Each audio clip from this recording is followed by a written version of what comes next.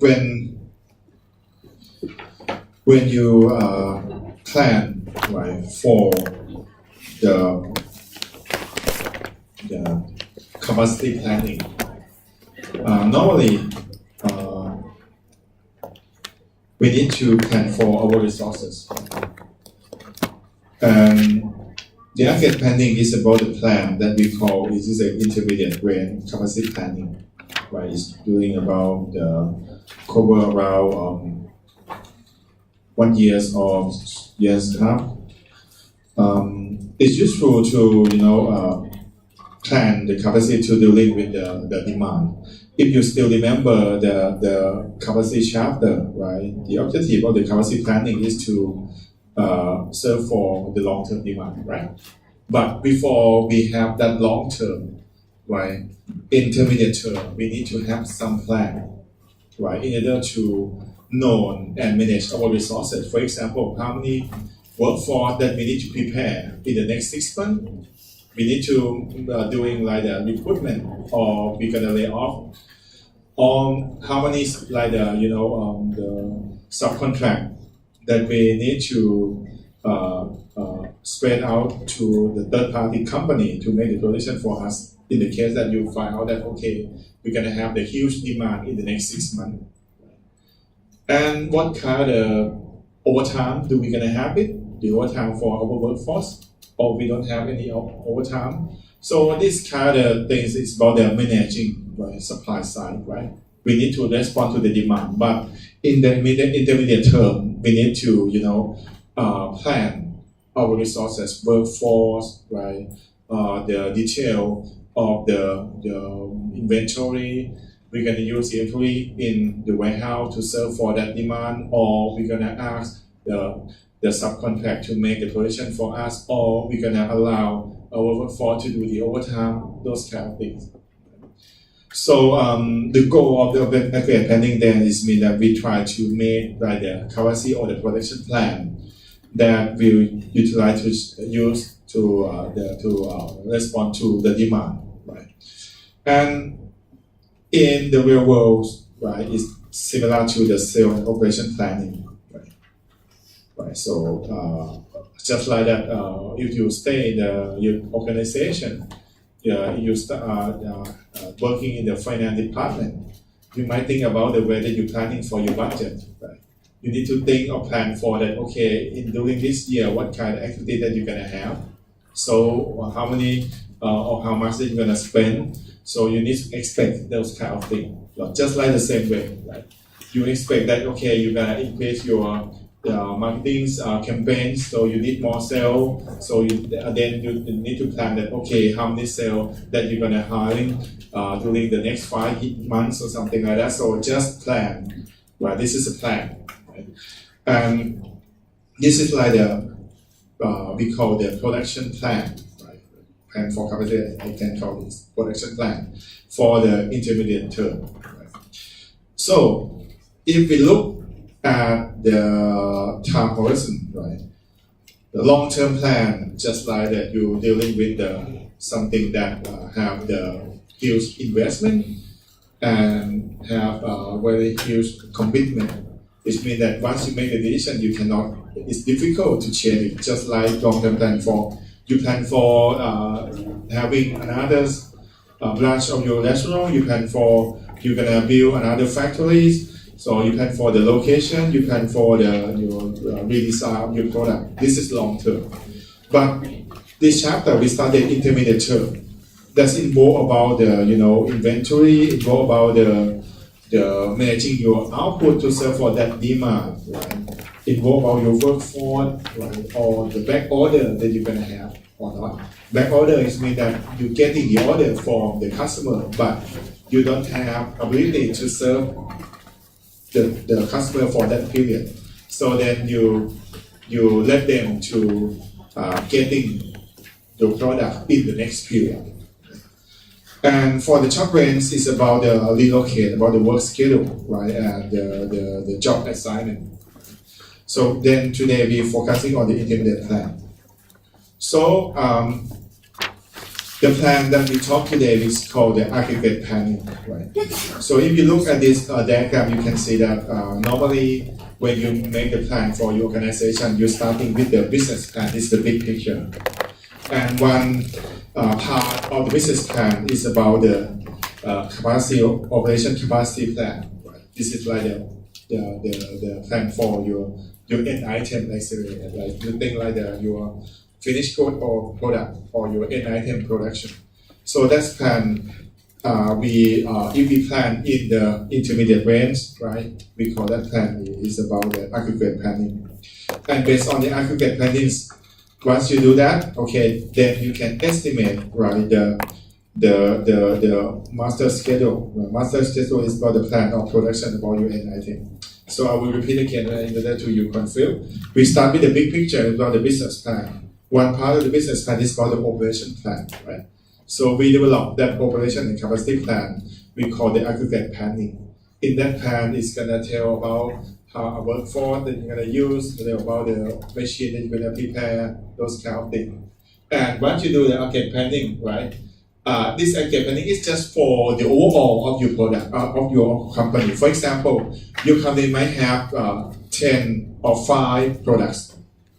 But aggregate planning, we are not specific for those products. We just talking for the overall, for the whole product that you have. Let's say that we talk about the production plan, so we need to prepare about the workforce for the whole 10 product, right? And then we can have some way to estimate just only the specific product, one of the 10 product or the end item. That's called the master schedule. This is a plan for that end item.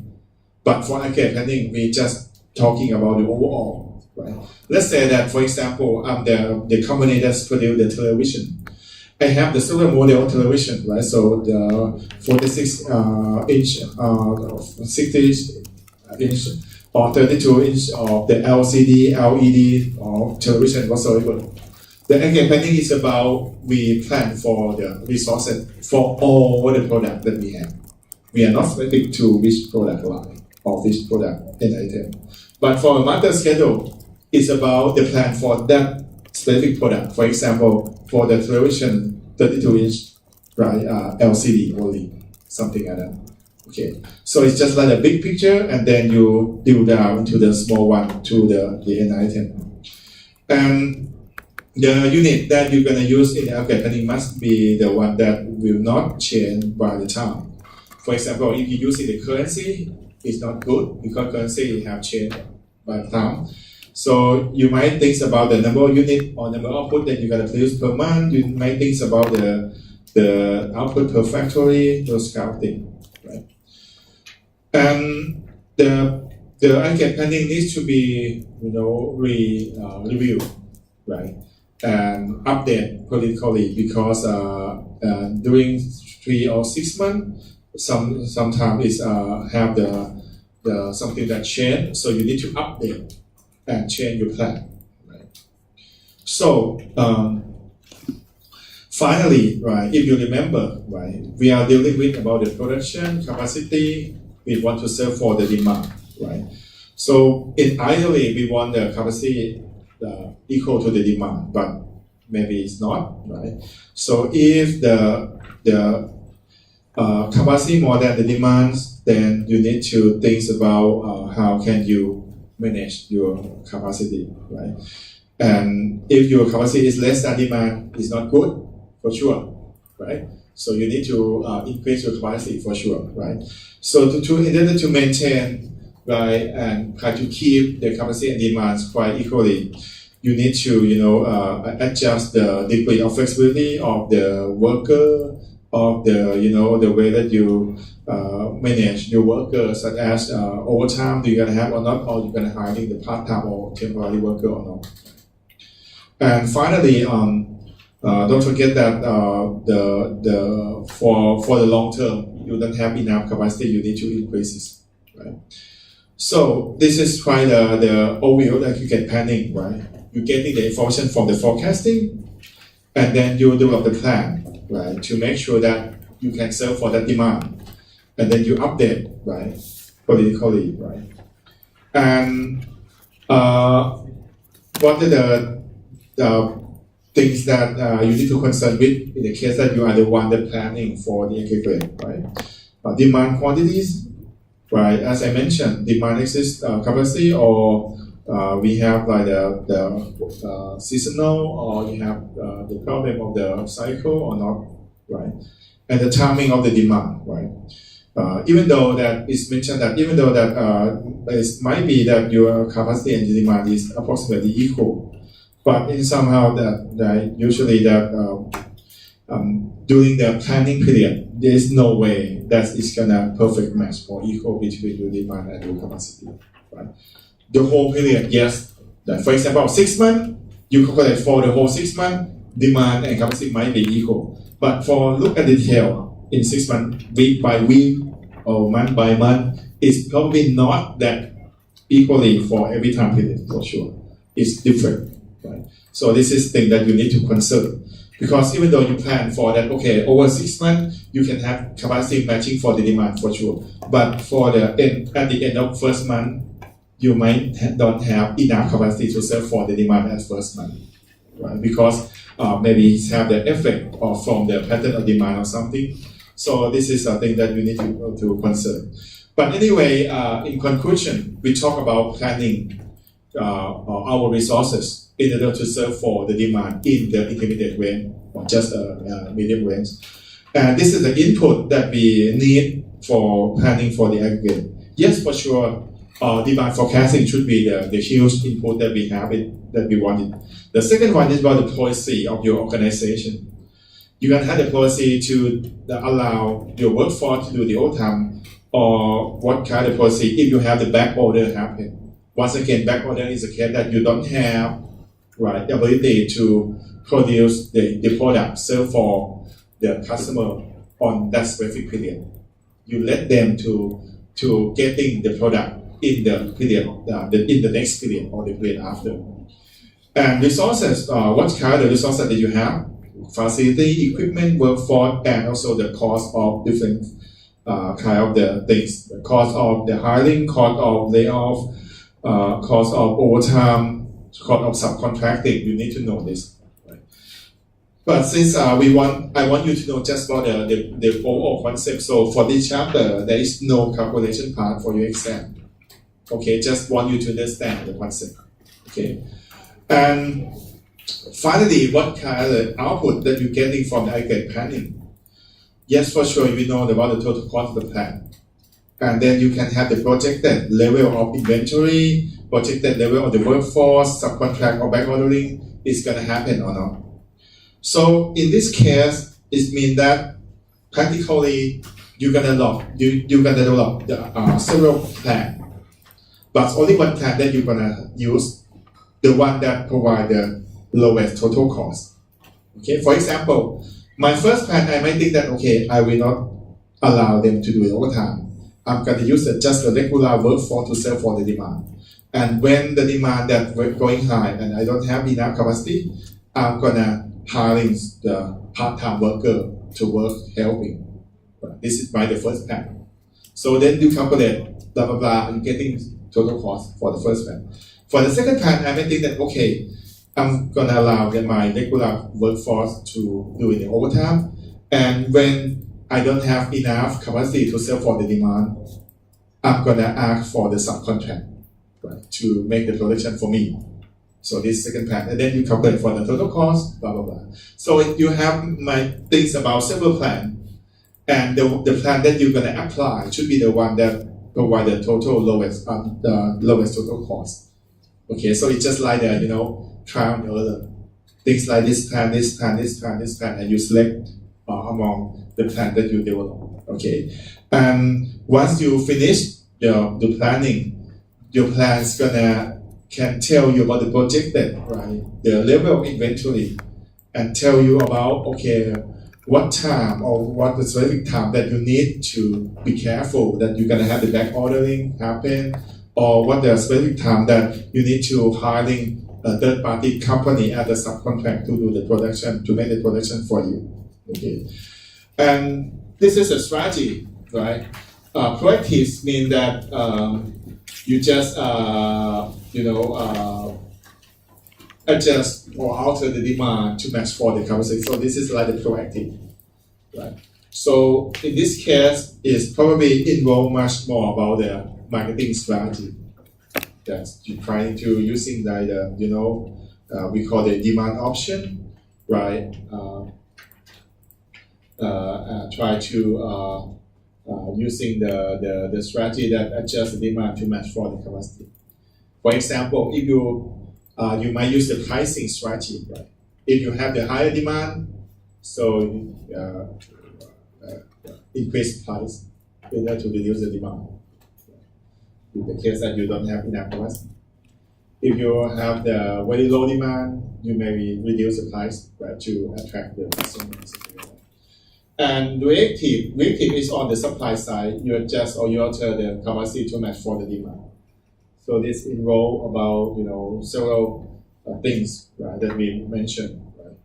That's involved using the concept of back order, using like the subcontracting, or using the inventory that you store in your warehouses in the case that you want to use when you have the excess demand.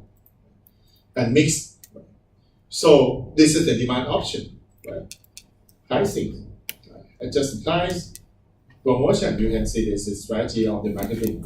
The back order is mean that you cannot serve for that period. You let them to receive the products for the later period, and you can adjust by using finding the new market, generate the new demand. But for the supply option, this is quite the reactive, right? It's involve much about the operation. So you adjust your workforce, hiring or lay off, you hiring or part-time worker, or you using like the subcontracting or using the inventory that I mentioned to serve for the excess demand. Okay. So the big strategy for the aggregate planning is coming to these two main strategies. The first one is called the level capacity strategy. The level capacity strategy means that we prefer the constant or the steady rate of the regular time output. So then in this case, the workforce gonna doing like a stable or constant of the production from time to time. But once you have something that change from the demand, yes, when demand is going high, right? You're just using other options to serve for that demand. For example, overtime, subcontract, or inventory. If the demand is lower than the level of your production by your regular workforce, you might collect or store that to be the inventory to use in the next period. So the level capacity means you try to keep everything stable, right? You are not adjust right with the demand. You keep everything stable. But in the case that you don't have enough capacity for that demand, you just using other option to serve and to help, right? So in this case, the level capacity strategy, what is the advantage in this strategy? For sure that it's stable output rate and workforce. Right? So it's just stable, so it's easy to manage. And there is no much more confusion from the workforce about the level of production, right? Because if you keep everything stable, it means that on every day, they're gonna make the production the same way, right? That's the thing. So steady, stable output and the workforce. Right? But the advantage is about for sure, right? You're gonna have the greater inventory, because in the case that you have the lower demand, but you still make the production steady, so that excess of your production is going to be your inventory. So inventory cost is going to getting high, right? And you can have the cost from the overtimes and the utilize of other resource in over the time that might be mixed together. Subcontract, back order, inventory, overtime, part-time worker, but for the regular worker you keep stable. Another strategy is called chase demand strategy. This is different from the first one because the change demand strategy, we adjust the capacity depending on the demand. So it means if demand is going high, you're going to make the production by regular high. If demand is going low, you're going to reduce the production rate. Yeah. So in this case, the good things of the change demand strategy is that you have the lowest cost of inventory. You have less inventory because you adjust the level of production the same pattern as a demand. Right? But for the disadvantage is about the cost of adjust the output. You might do setting up so several times because you change, right? Not just stable, you change again and again and again. And your workforce might be have some confused about the production because it changed 10 units and then you change to 20 and then you change to 30, something like that to change more. So we have two main strategies as I mentioned. Purchase, adjust with the demand. Demand high, we make the capacity high. Demand low, we get it low. Right? Less inventory cost is good advantage. This advantage is about you adjust a lot for the output rate. For the level of cost, you keep output rate stable for the regular. But if you have something wrong, you can add on other options. So advantage is that everything is stable, it's easy to manage, not confusing. Disadvantage is about we have a higher chance of higher cost of inventory. Okay. And as I mentioned, for the aggregate planning, right, it's starting from the demand and then you try to find the option that you prefer to serve for that demand for each period. And then you compare the total cost, you develop this kind of the several plans, and then you select the plan that provide the lowest total cost. Okay, this technique we're using the concept of trial and error technique. Right? So it means that there is no optimal plan that gives you the lowest total cost for sure, but you select the plan based on the amount of the plan that you develop. Maybe it's 5 or 6 plans, let's say. Right? And another concept for this one, can skip is because we are not doing a calculation. This kind of show you about the graph of cumulatives, right, of the comparing between the actual demand and your production on your supply side, right? If the demand is less than the production, so then it's going to become the inventory. Is the demand more than the production, you're going to have the chop test, right? You don't have enough. You can using the linear programming. I believe you study already, yeah? Not yet? Okay, simulation. Okay, we're gonna study together. I'm gonna teach you. Yeah. And how about the aggregate planning service? We see a lot in the hospital or LI, right? That they try to plan for their resources. For example, how many staff and the supply that they're gonna prepare to serve for the customer in the hospital and airline. Right? So they need to plan, right, of their resources, of their capacity. Right?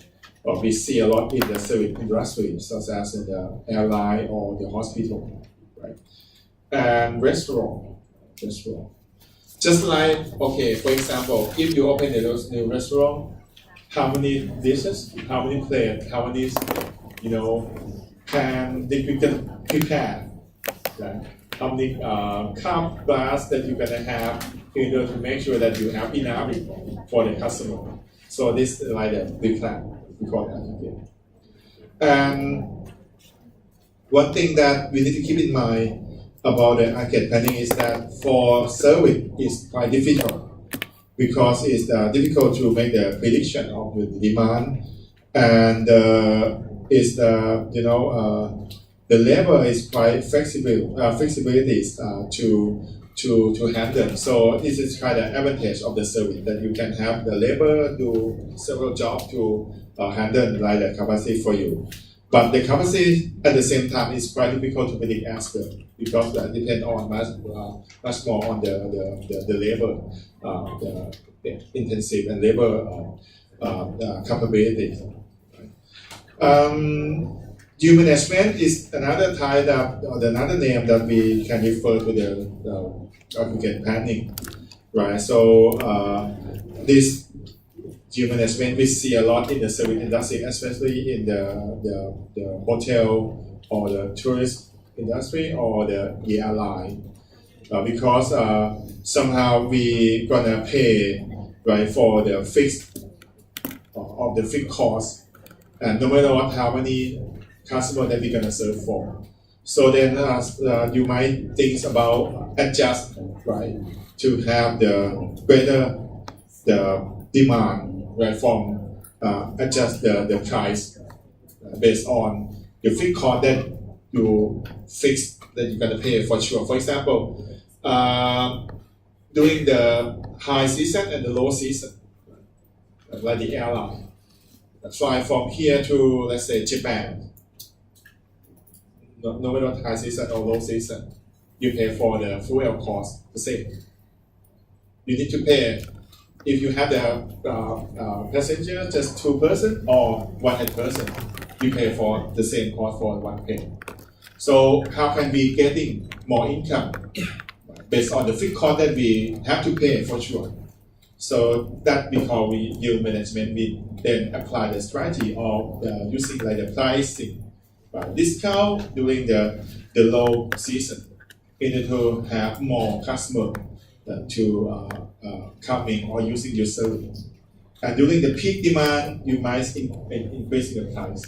Just like you want to see the movie in the movie theater, every Wednesday nights can have the good price, something like that, because they have the research show that Wednesday night there's the middle of the week there is nothing to enjoy because you're just working for half of the weekday, still the halfway to go. But how can you encourage the customer to enjoy or using your service? So you give the discount. Normally you're gonna see a lot of the Wednesday discount, Sizzler restaurant discount Wednesday, movie Wednesday. So that's this like the strategy. Okay, now we talk in the overall, right? So finally, as I mentioned, again, planning is about the plan in the intermediate range that you plan for your resources, then you plan for your capacity to serve for the demand. For the intermediate range, let's say 6 months or 1 year. But it's just plan for the overall of your product, not specific end item, right? So how can you plan for that specific end item? We're gonna estimate it by doing what we call disaggregation. The disaggregation is the method that you try to drill down from the overall of your product into the end item products, right? So the easiest way is to using like the information like the percentage and multiply. Let's say that you prepare for your resources, and then you know that this product A is taking into account around 20% of your total product. So then you multiply 20% with the again planning, and then you can have that information for the end item of the product A. So this is kind of the thing that we do, right? And based on the disaggregation, you're gonna have the master schedule, right? That would be the plan of your production about your end item, right? So the keyword of master schedule is that you're gonna have the plan. The plan is including about the time and the quantity of your specific end item for the specific period that you need to prepare for, right? And the master scheduling is going to use a lot in the marketing, a lot in the others department, just like the distribution or the production, the scouting, and the information. So it means actually you have the overall, not specific on your product. Then you do disaggregation by using the percentage. You have the plan for that specific product, okay? And for that specific product, actually it had a component, right? The plan for that component we call MRP. We study next in the second part of today. Right? So this is the whole process. You have the input, right? That like the forecast, right, of your demand. You have the order from the customer that already made the order. You have the inventory that you have in your warehouse, and then you do the master scheduling process. Finally, you're going to have the projected inventory that you know that for each period. How about the level of your inventory? You're going to have the master production schedule plan for the production of that end item, and you're going to know what uncommitted inventory or the number of the demand that is not committed from the customer. So you need to use this information to make the like using like the marketing thing to make it real happen. I will show you based on the example. It's not that complex much, right? Okay. Oh, I see. They give you the wrong. Can I see your slide? I think I have a different file. Yeah. It's preemptive, but it's still correct. Okay. Never mind. Okay. Preemptive. Sorry for this. It's okay. Cancel the exam. I will show you another file. Okay, I will repost on Crossview. Don't worry, it's not appear on your exam. I just want to explain you more detail. I think it's have some problem here. Just a minute. How was your day been? You have a good day? Huh? Come on. Oh yeah, ma. Lots of study, yeah?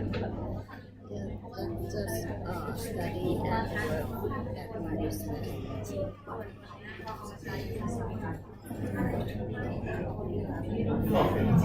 Okay, this one. Okay. I'm sorry for this, but I'm gonna post on Crossview later. Here. Okay. Here's the thing. Don't worry, it's not for your exam. Imagine that, okay, I plan for 1 year or 6 months, let's say. First, I need to make sure that I have enough capacity or enough resources to serve for the demand that's going to happen. But that resources or the capacity that I prepare are not specific yet to the specific end item. Right? Then once I'm sure that, okay, I have enough resources or capacity to serve for the demand for the next 6 months, then I'm using the information in the past and I can estimate that how many percent that's going to belong to this specific end item product. Let's say that these products, right, the end items, I know that the demand for June is well 120 units and demand for July is 160 units. Then I'm gonna plan for this end item. I know the demand for June is 120, demand for July 160. So then I divide it into each week. So let's say that let's make them equally. So we can have the demand that we're gonna handle 30 units per week for June and 40 units per week for July. And now I have this end item as my inventory in the warehouse, 64 units. And I already have the order from this end item that the customer already committed that they're gonna want it for sure. Detail here on the first week, 33 units, second week, 20 units, and the third week, 10 units. The fourth one is 4 units, something like that. So I need to plan, right? How can I plan? Why I need to plan? Because I have to know that, okay, at what time that I need to make the production. Right? And I cannot use this to serve for all the demand because it's not enough for sure, you can see. So what we're gonna do, right? Just look at this one, okay? So the thing that we're gonna do is that, okay, at first look at the first week, we have forecast 30 units. We already have the customer commit 33 units, so we need to take and select the big value. Just like that now, it's like the first week of June, you forecast that you're gonna have the demand 30 units, but you have your customer already, you make it order for you with your 33 units. So which number that you need to use is as the demand? Should be the big one, right? 33. So the first week 33, you have inventory 64. So you use 64 to serve for 33, so you have remaining on hand inventory 31. For the second week, again, you plan that you're gonna have the demand forecast 30 units, and you have all the customer commit with your product 20 units. So what you gonna do? You need to take the big one, right? So the demands maybe 30. You have 31. You use 31 to serve for 30, you have remaining one. For the third weeks, you make the forecasting, demands with 30. You have customer commit 10, so you use 30. So at third week, you can see you don't have enough of your end item to serve for the demand. So it's like a trigger to tell that, okay, at this time period, the third week, you need to have like the third week, you need to have the production.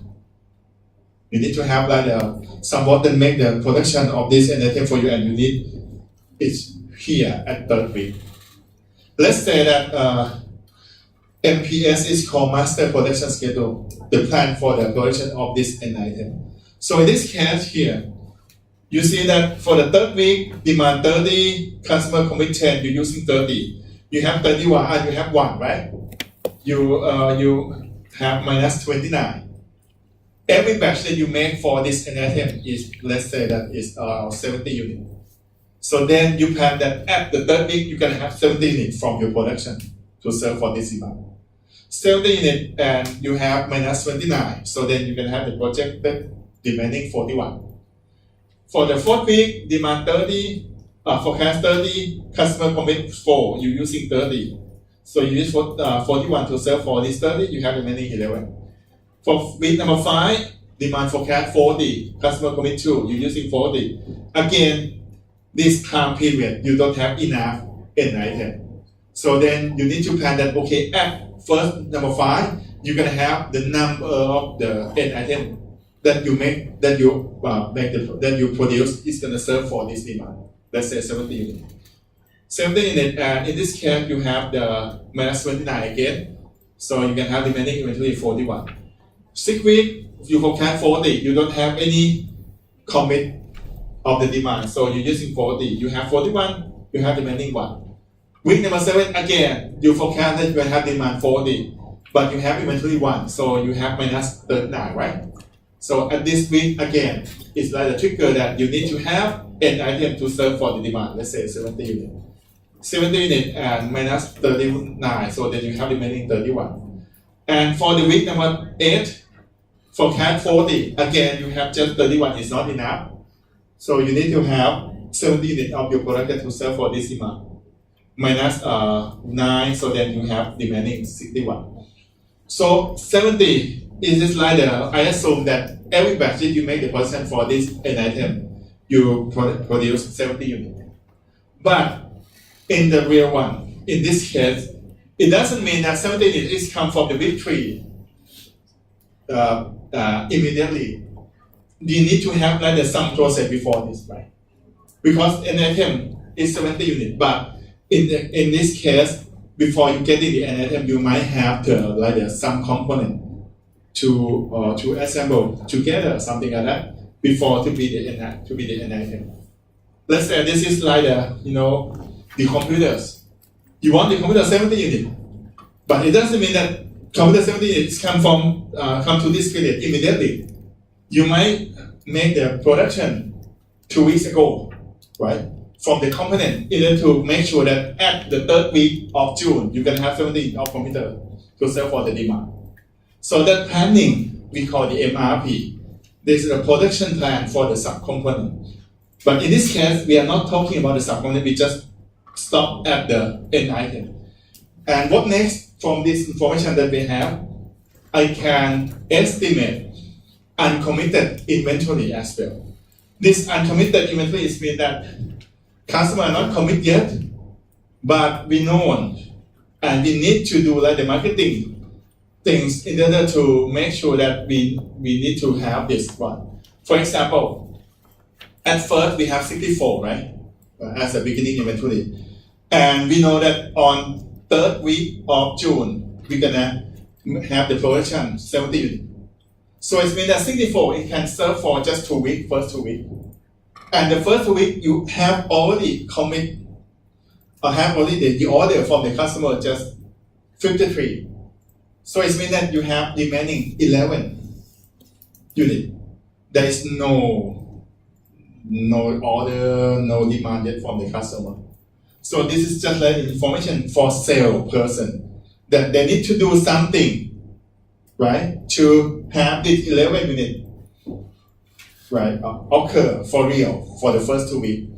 But they need to do like the sales need to do finding the customer, finding the order from the customer 11 units. This is the number that they have. Right. How about this one? You made the production 70 units on the third week, and then the next one you made the production on week number 5. So it means that this 70 units for the first week, for the third week, is served for the third and the fourth week. And the third and fourth week you have already committed inventory or the order that already commit from customers just 14. So actually you have remaining 56 that you need to let the salesperson to do the marketing, right, to make this number real. And how about this one? You made the version on week number 5 and then week number 7. So it means that 70 of week number 5 is served for these 2 weeks, right? 5 and 6. And from 5 and 6 weeks, you have just 2 units that customer already made order. So you have remaining 68 units that you need to ask your salesperson, right, to do the marketing and making this order.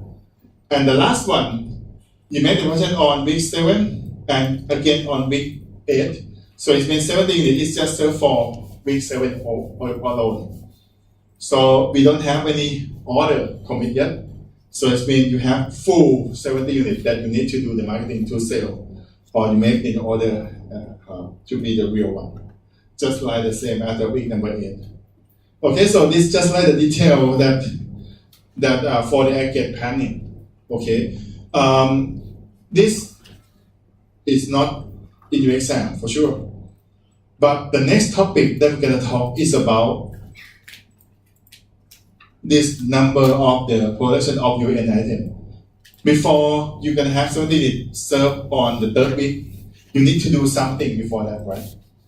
Right. Let's see the assemble, buy the raw material, blah blah blah, but do the production of the sub component. That's called the MRP, the material resource planning. We talk about the production plan of the sub component. Okay, but this is for the end item. Okay, so in conclusion, you can see in this case, if you plan and you want to change, and the plan is quite far from the present time, yes, you have the very flexibility to do that, you have the liquid to do that, but the time that's closer to the present time and you want to change is difficult, because the thing that we talk right now is about the managing about the resources, managing about the capacity. If you want to change something, just make sure that it's far from the present time, right? And in this case, you can see the result from the master scheduling here. You can know about the project on hand of your inventory, the level of your inventory on hand. You can know master production schedule plan, right? You can know that when then you're gonna make the production, when then you're gonna have the end item to serve. And the third one, you can estimate number of uncommitted inventory, right? Or amount of inventory that you need to do like the marketing things to make the real, to be your real order, right? So this is a three output of the master scheduling process. Okay, and anyway, this just describe real quick for the aggregate planning, right? Actually, for aggregate planning, since you are not study the inventory management yet, so I cannot tell more because it's linked all together: inventory management, aggregate planning, and MRP. But anyway, just the rough idea. We plan for resources, we plan for the capacity for the intermediate time, right? And after we plan for that, we can estimate for the specific end item. And for that specific end item, you can estimate the level of the on-hand inventory. You can estimate the master production schedule plan, the time that you're gonna make the production of that end item, and you can estimate the unprojected inventory, right, and committed inventory, right, that you're gonna doing the marketing things. Okay, we're gonna stop here for the aggregate planning. Okay, the next one should be the MRP and the ERP, right? This is calculation part, right? It's just for the subcomponents, right? And just I'm gonna have the what we call the problem, right? Based on the Microsoft one, right? That we can do together for the MRP and ERP, right? But anyway, just have a break first, okay? Let's be plan for teaching this one first. So let's have a break, right? You can have the dinner now and we're gonna back screen. So Japanese. Why is it so popular? What is the feature of this pen that makes every Japanese crazy about it? Smooth writing. No, this is the most. Sure. If you once use this pen, come back to any other pen. Look at me, right? And also fan club. I don't think it's that much. Really? Maybe it's like depends on the programs. Maybe. I wish there was more colors on that screen. There's only 4 colors, right? Yeah. Maybe. Black, red, and 3 colors.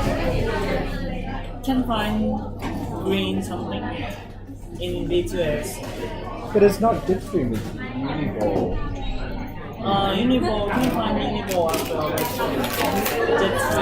Uniball has many colors. Yeah, much more. For example, Uniball. Yeah. Black.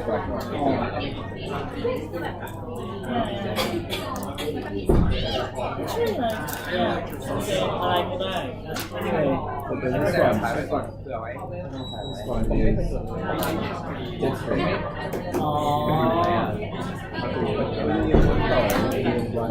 You can choose several characters in one Uniball and mixing with Same Uniball. size, yeah. But Uniball and Jetstream are the same company, right? Yeah. Yeah, so they make them the same size.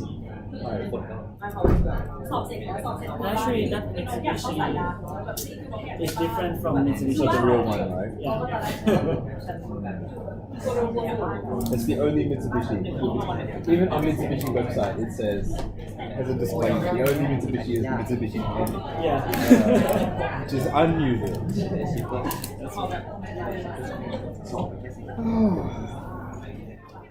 Oh, very good. Understand what he said at all. Difficult concept. Go. What did he say? My outfit very beautiful. Very good. What if she's like a, not just like a red flower or a green, what if she's like a golden flower? Golden descent. Golden is like extremely Yeah, it's the most beautiful. Very elegant. elegant like Premium.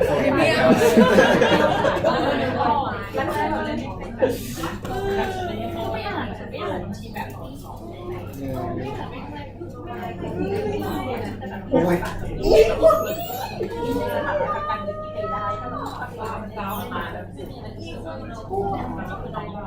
มันตายไปแล้วแมงวีถ้าแมงวีแมงเมาเขาเป็นเสียงแมงวี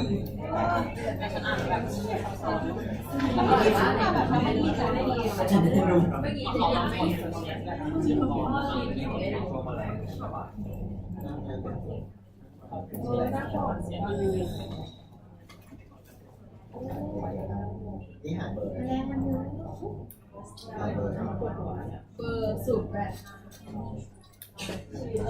เบอร์หาเบอร์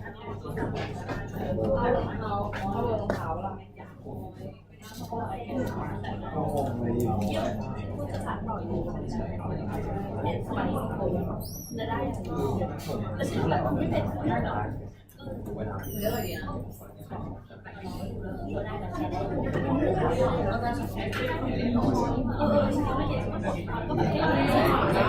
คนเล่นต่อมา แยกไหมโอเคเข้าใจป่ะเย็นใส่เยอะทุกคนเหนื่อยเย็นลาบ้าเราลอยไป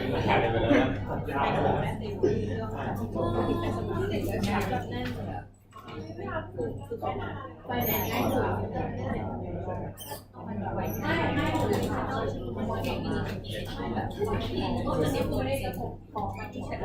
ขออัด อยากเสียมือแล้วค่ะเลย เขาชี้เขาอยู่ด้วยเขาชี้เขาได้อยู่ด้วย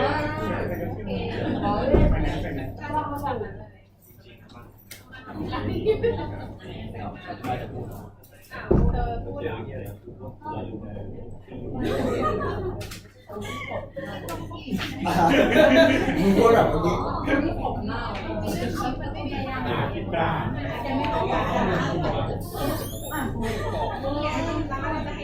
เอ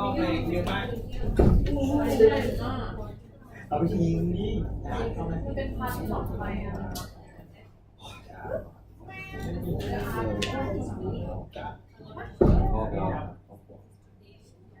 ยาบดอยู่ไม่ใช่หนังเข้าแล้วจะตลกใช่จะดูแลมัน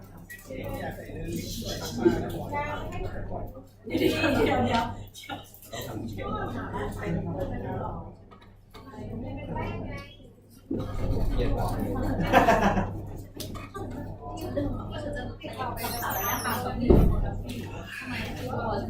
ันเป็นอย่างนี้ไงติดต่อ เปิดได้ปะได้แล้วใช่ปะ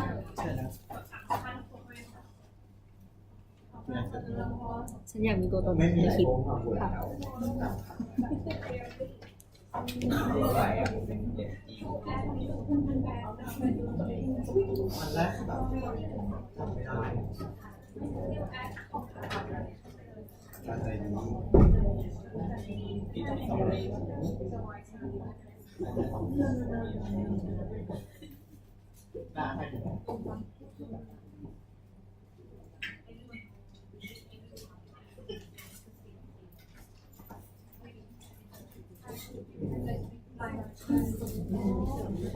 บีบตัว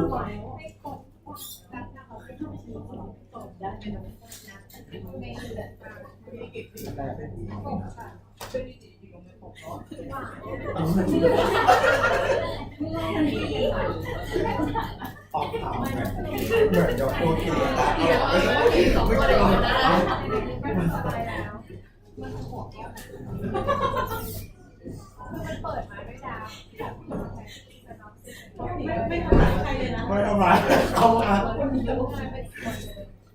ทำไม่เห็นแล้วมันน่าจะนั่งตอบอยู่ดีนะ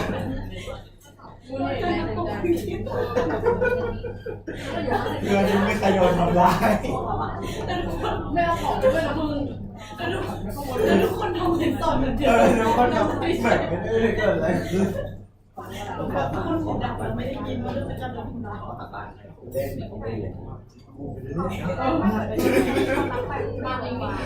ทีนี้ชิมมาเลยให้สัมภาษณ์แบบชิมเปล่า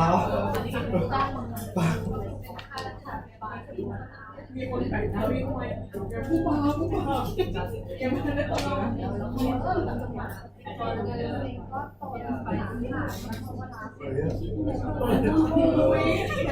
ลือกยาเขาคงเข้ามาแล้วแบบคนนี้ก็สวยคนนั่ง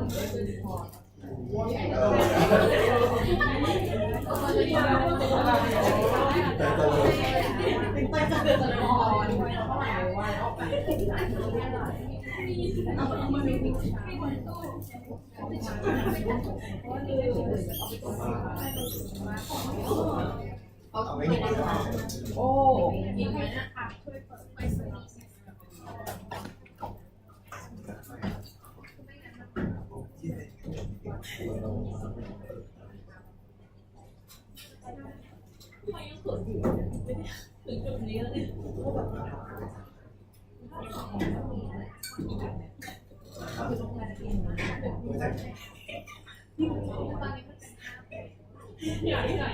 คะแนนกลุ่มด้วย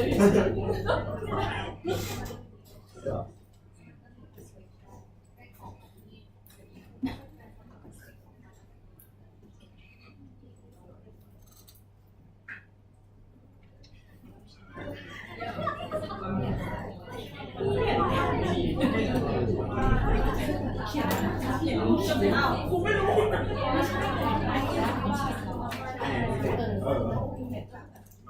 ันต้องลอยกันไป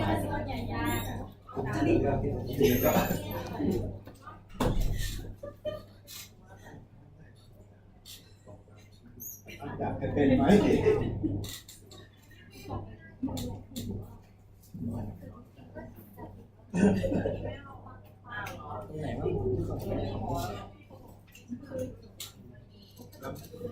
บอกว่า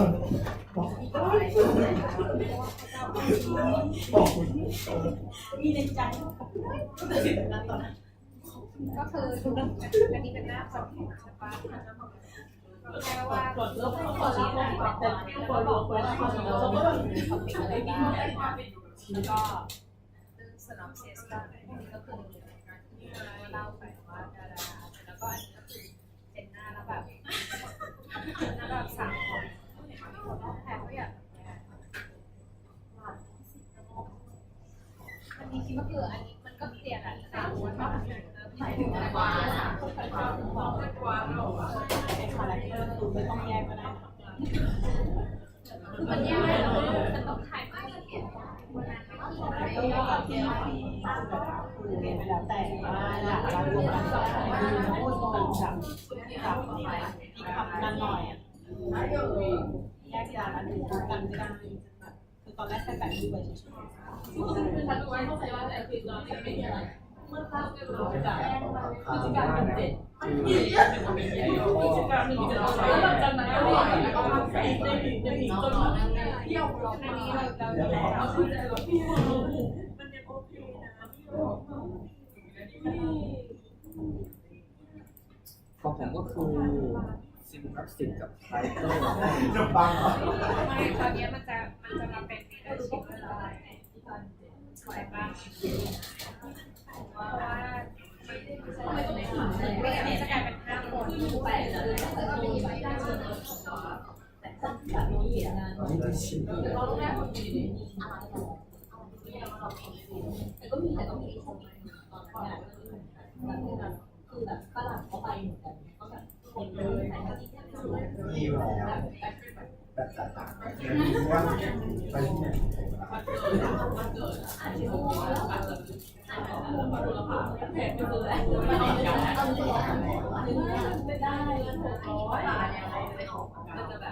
แต่ มันจะเจอแล้วมันดีกว่ามันจะไม่เจอแบบที่พี่เหมือนกันไม่เจอแบบที่พี่แบบเขาพี่แต่เราคิดได้ยังไงที่เด็กแล้วก็แต่ที่มันอะไรคือไม่สนใจวันนี้อาจารย์ไหนเปิดมีคนอีกน่ารู้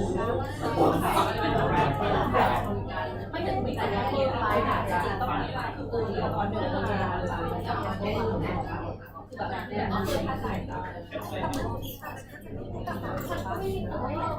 เป็นไรไม่ได้เป็นคนละบ้านแต่เราลองนะตอนนี้แต่เราแบบว่าเรื่องคือการว่าเป็นการเองว่าช่วยได้เหรอไม่คือแบบ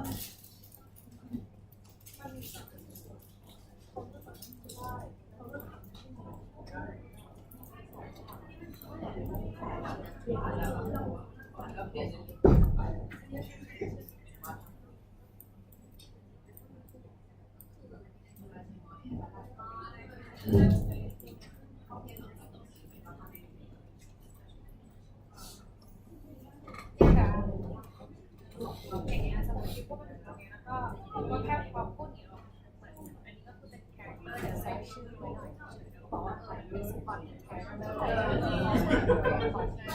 แล้วก็อาจจะบอกว่าไม่ต้องพูดอะไรก็ได้เพราะเดี๋ยวเราแล้วก็เสร็จแล้วมันก็จะพูดเรื่องนี้จริงๆนี่ได้ชิปคอร์ดแล้วก็แค่สีได้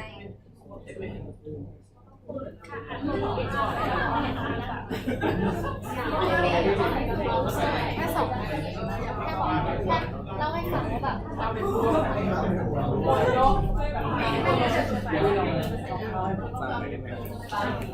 ก็คือจริงๆเลยต้องไปอ่านรีพอร์ตไว้พออยู่อ่านรีพอร์ตแล้วมันจะ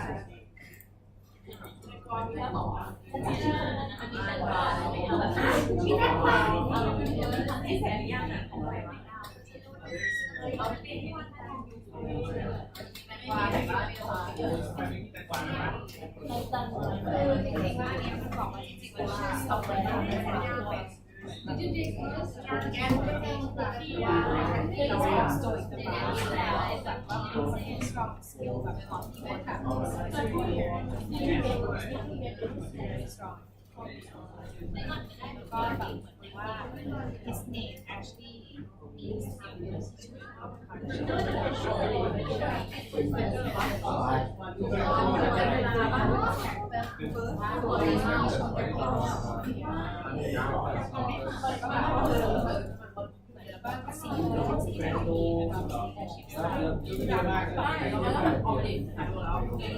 ไม่เหมือนกันแล้วไม่อ่านก็ลองดูว่าแบบนี้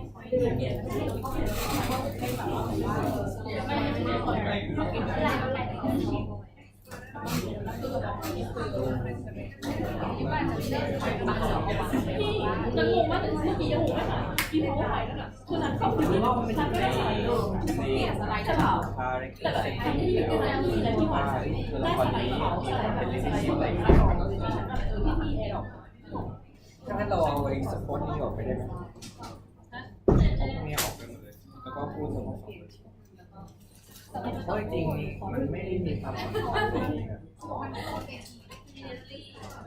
ไม่ต้องพูดเลยว่าเขามีแครคเตอร์ยังไงยูแค่บอกว่าแอนตี้เซลล์แต่เราไม่ได้สอนยังไงบ้างแล้วแบบแต่โฟกัสสอนแล้ววันนี้ครับ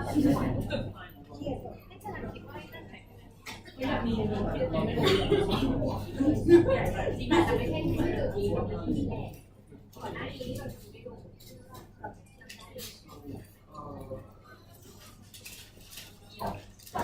ันนี้คือแบบว่าที่เราเซ็นที่เอาเข้าจริง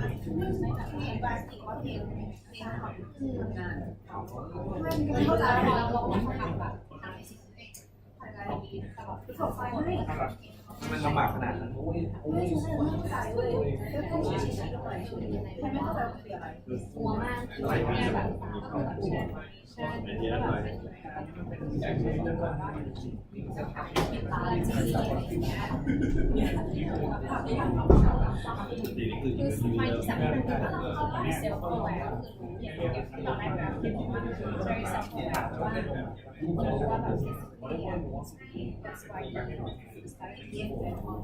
ดี๋ยวมันจะตอนที่ของบอลเนี่ยมันเ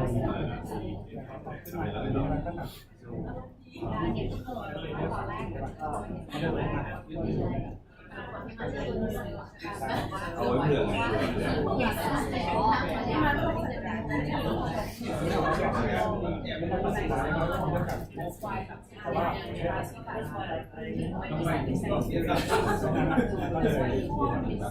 พวกก็เลยเป็นการที่บอกว่ามันไม่พอมันเนี่ยก็ต่อไม่พอแล้ววันไม่พอก็เลย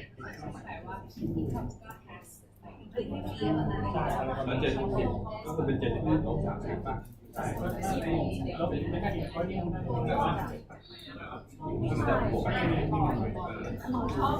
ี่เป็น71ก่อนแล้วพี่เราตัดมาปุ๊บเ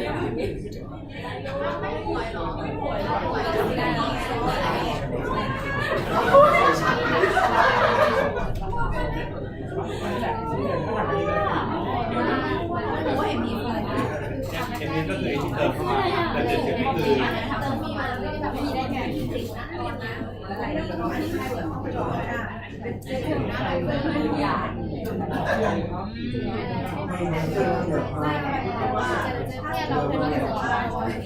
เยอะจุง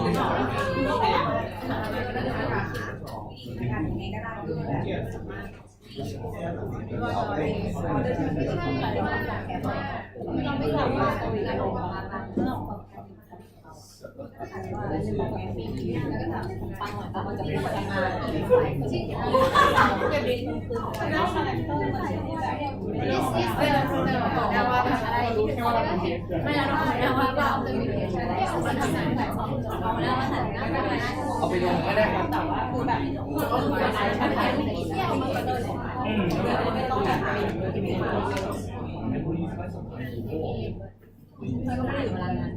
ก็เป็นเมนคาแรคเตอร์ได้ตัว30 วิไม่ได้แต่เราใช้30 วิถ้าลงแพ็คก็ใส่ถุงด้วยกันก็เลย ประมาณ10 วิไม่ได้แต่เราหัวไม่ได้ตรวจ ดูสิเหลือกี่หน้าตอนแรกเทียบอันนี้เหลือผ่านวิดีโอสไปอยู่อย่างอย่างวิธีเลย10 วิไม่ไหวต่อแต่วันเดียวไม่ซื้อใส่ เป็นดิจิทัลเดย์มิชิ เราใช้ปุ๊บโอเพ่นเลยนี่ไงเดี๋ยวเขาจะถึงแล้วกูจะทำไงของแกอยู่แล้วป่ะ เฮ้ยเดี๋ยวมาซื้อเป็นวันนี้คุยกันก็คือวันนี้แค่อะไรของอันนี้ใช่ก่อน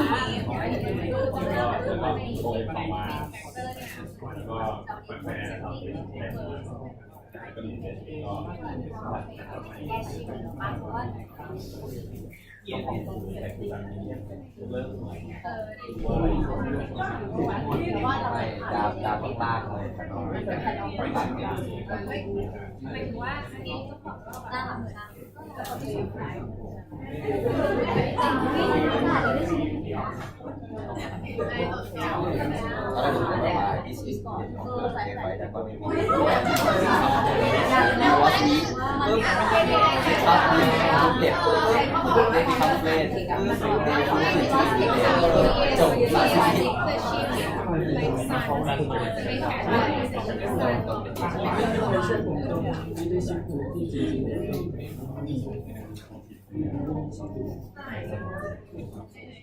ยื่นส่งให้เราฟังไม่ได้อะไรนะคือเราเรียนไม่ได้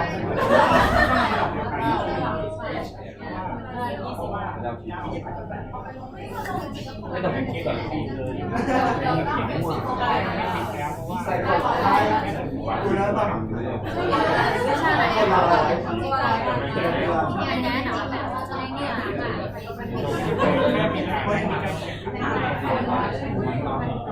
เดี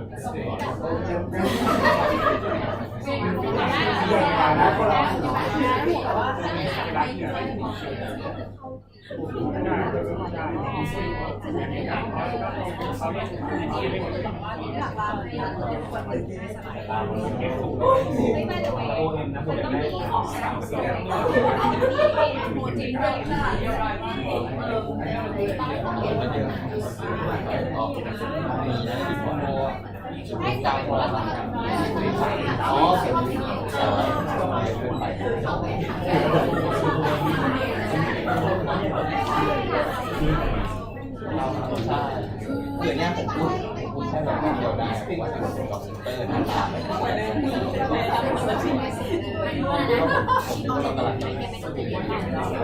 แต่ว่ามันมีเวลาอยู่ใช้เวลาเยอะเลย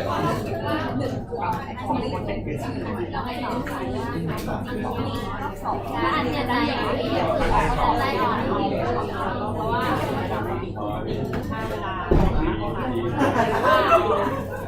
เพราะถ้าเราจะ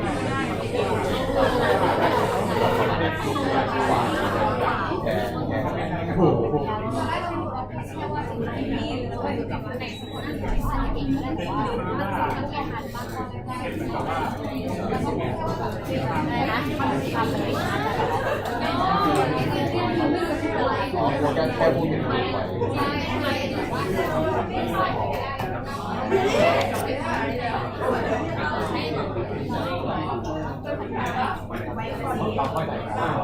แต่ถ้าเป็นเราก็แต่ก้าวอะไรสักอย่างตัว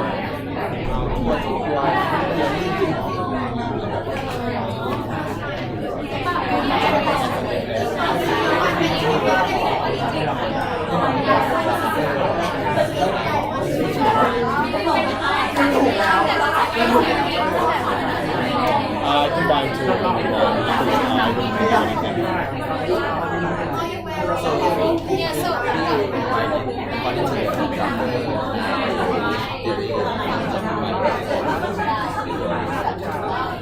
Where from the Justice Mind leadership? Do you have that? Maybe I can voice it to you. Oh, it was just come up in the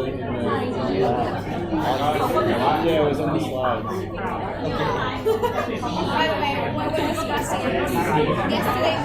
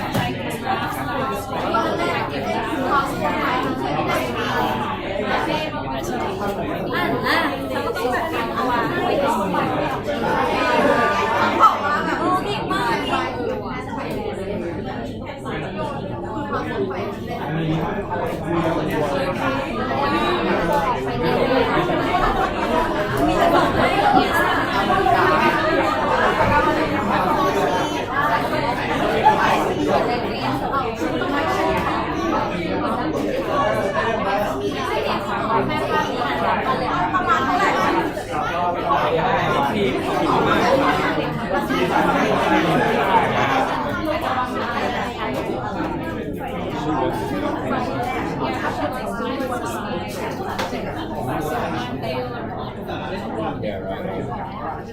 Oh, it's fine. It's so long as we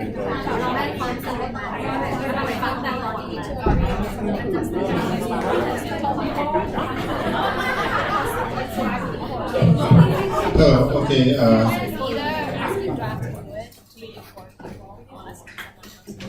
Okay, well, let's start the last one, MRP and ERP. I will use just the concept that how can we estimate the way that we make the assemble of the component to be the end item. Okay, but for the detail about the software, the operating thing I will not touch. Okay. Okay, what's the MRP?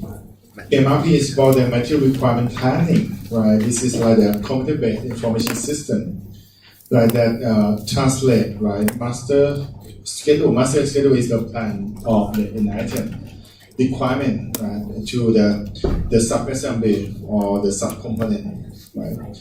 So first, you need to understand, okay, the type of the demand. So this is also be in the part of the inventory management. We have independent demand and dependent demand. For independent demand, this is you can think about the finished good or the end item. For the dependent demand, you can think about the sub-components or sub-assembly that used to build the finished good or end item.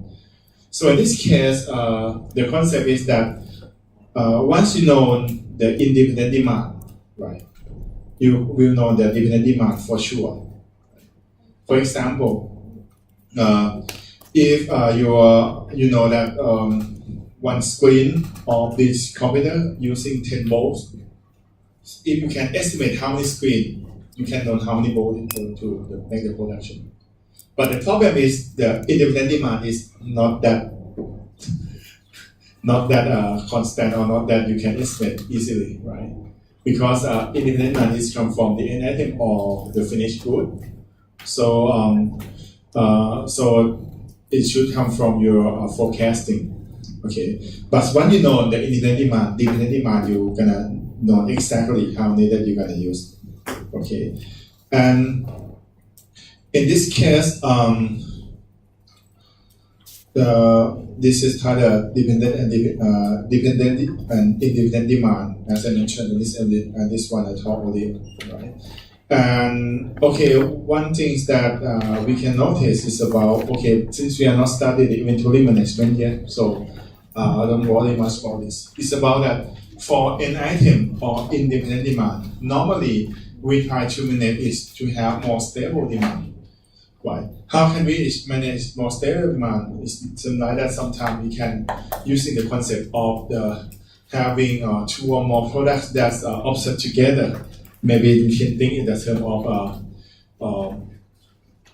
seasonal. That I already mentioned in the past about the snowmobiles or jet ski, right? That they have the same production thing, but it's usually in the different season. Right? So if you were the production company of that 2 products, you might manage the demand is quite stable. And the way that you manage it eventually is just using the concept that when the amount on hand of inventory reach the reorder points, right, you can make an order, something like that. But for dependent demand, since we are not using, right, for all the products, so we're using just for some products, right? So the demand is quite lumpy demand, right? When you have the seasonal, that you're gonna have that product, so you're gonna have that component, right, increase as a demand. So in this case, we have to store for the whole year. We have not to store for the whole year. We can make an order just the right time that we're gonna use. So this is the detail, okay? And this is the overall picture of the MRP, right? Since MRP is like a computer-based system, so we need input, right? We have 3 input.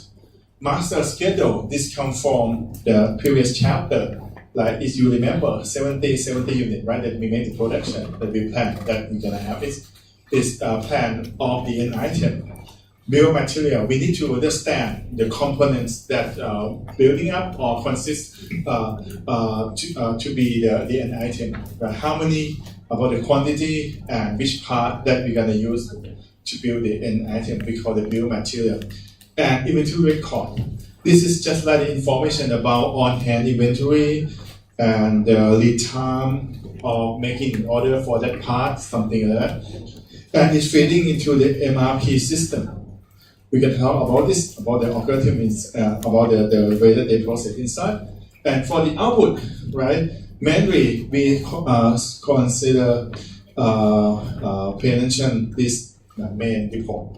Like we're gonna know about the order release, when that we should release our order for that part or for that component. And plan order schedule for plan order receive, when we're gonna receive it. But for the second report, it's just like a supportive report. I will not talk about this one things much, but where we then have the the plan of orderly list and plan order schedule or plan order receive should be two things that we consider as much more important about the output. And also the inventory transaction. We can know about the on-hand, level on-hand of inventory. So this is three things, right? Master production schedule, bill of material, and inventory record to be three input. Master production schedule, right? This is plan for the end item, and for the industrial plan for the MRP, we still have a tool that show about the relationship, right, of the specific part or subcomponent that used to build the end item, right? Such as this one we call the product structure tree, just like this one. This one, the big one is the end item A. 1A is consists of 4B and 2C, something like that. 4 part of B and 2 part of C. 1B consists of 2D and 1E. 1C consists of 3D and 2F, right? And okay, I just want to ask you, if I want 2A, how many of the dog that I need to prepare? Oh.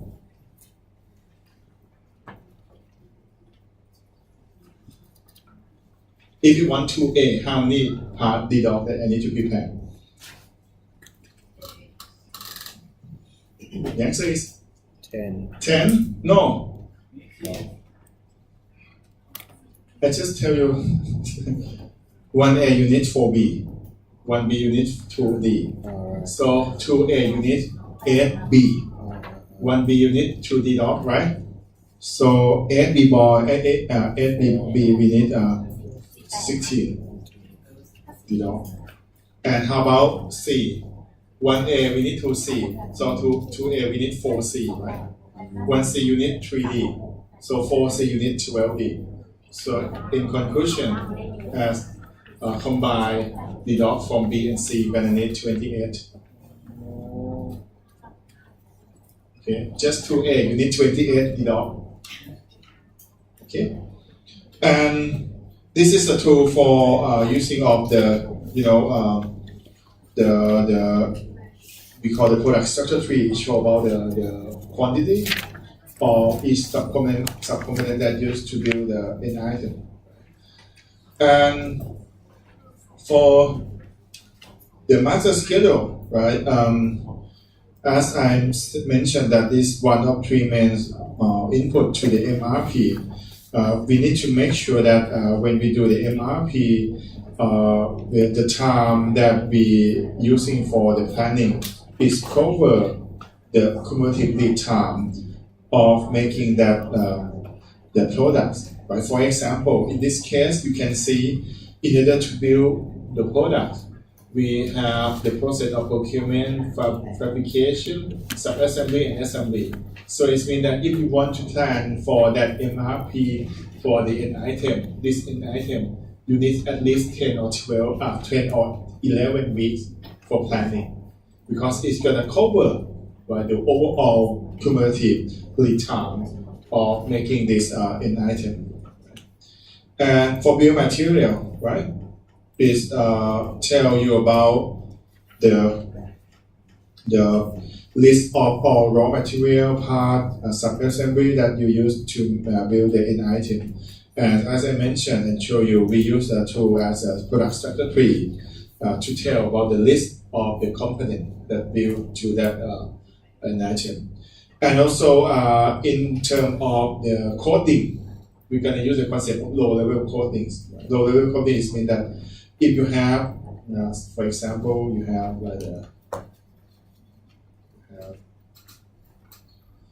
let's say you have A, have 2B, and C, and B you have something like that. But for A, you also consist of the dog as well. So your dog need to, stay in the same level. we're using the low level porting. Even though that the dogs is combined with C and B to be A, right? But when you coding right now the programming, right, we're gonna consider the low level. This is a level 0, level 1, level 2. Right? The dog, we're gonna consider it to the same level of the lowest, right, level of the same component. Nothing much. And this is the product sector tree, right, for the share. So for this one, I'm gonna show you this comes from this product.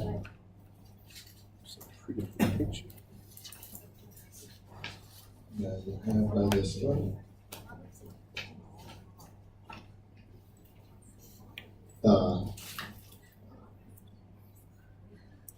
Something like that. Chair consists of leg assembly and back assembly. Leg assembly, you have two legs, this one, two legs,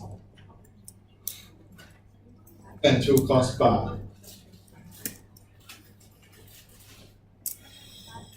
But for back assembly, you have the side rail, this one,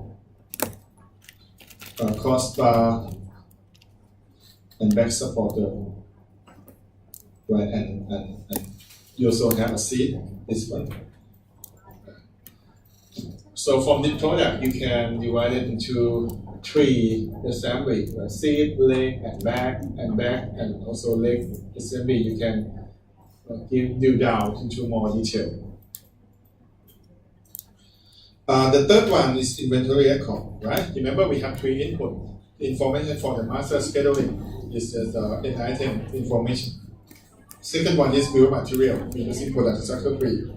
The third one is about the inventory record. So inventory record, we can use the information of lead time, lot size, amount on hand, of course, requirement, or the schedule received, the opening order that we already made order but we are not received yet. And when it's make the calculation, right? They can use we need to find the net requirement. The net requirement, I will show you based on the example, don't worry about this. Net requirement is come from the gross requirement minus available inventory. And available inventory is come from on hand that you have and minus ready stock or inventory that you use for other items. Right? And once again, in this case, if you want to make the MRP planning for this end item product, you need at least 11 weeks because you want to make sure that it's cover all the cumulative lead time for this end item. And this is how the MRP processing. It's gonna processing to this from here to here. At first, we're gonna tell about the gross requirement, or amount that you want, right? Then expected demand, actually, it's called the expected demand. And then they're gonna check that, okay, do you have any schedule receipt or opening order that you schedule to arrive or not? And checking with your on hand. And then it's gonna calculate the net requirement or actual amount of that component that you want. And then plan order receipt is gonna be the plan that you expected to have, right? And then for plan order release is offset by the lead time, right? That, for example, if the lead time is 2 weeks, if you want this week, you need to make an order last 2 weeks ago, something like that. Okay. It's gonna process just like this. I will show you based on the example. Okay, this one gonna tell you everything, right, from the MRP. We have a firm that produces the wood shutter and wood case that have received 2 orders for the shutters. One for 100 shutters and one for 150 shutters. The 100 order is due at the starting week 4 and 150 at the starting of week 8. Each shutter consists of 2 frames and 4 wood sections. For the wood section is made by the firm. And fabrication takes 1 week, frame are ordered, and the lead time is 2 weeks. Assembly of the shutter requires 1 week. There is a schedule receipt 70 wood section at the beginning of week 1. So determine the size and timing of planning order release necessary to meet the delivery requirement under each of these conditions. lot for lot and the lot size. The lot size we use 20 unit for frame and 30 unit for wood section. Okay, here's the thing. We know that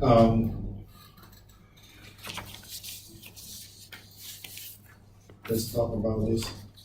So let's talk about input. The first input is about master schedule, right? Master schedule. We know that we want an item, right? We want the what's called chapter, right? Chapter. We want the wood chapter 100 unit at week 4 and 150 unit at week 8, right? This is information that we have from the master schedule. The second one is a bill of material. We know that it consists of, in this case, bill of material. It consists of the frame and wood section, 2 frame and 4 wood section. So here. Bill of material. So we know that one wood chapter it consists of 2 frame and 4, right? Wood section. Let me share. Yeah, for wood section. So we know that. How about the third input? Inventory record. Inventory record. We know about lead time. Right? Lead time for frame is, let's say, frame is 2 weeks. Assembly chapter 1 week. Wood section 1 week. Okay. Frame 2 weeks. Lead time or LT. For wood chapter assembly 1 week. And wood section that we're gonna make around 1 week as well. And we know that back here we have the schedule receipt 70 wood section.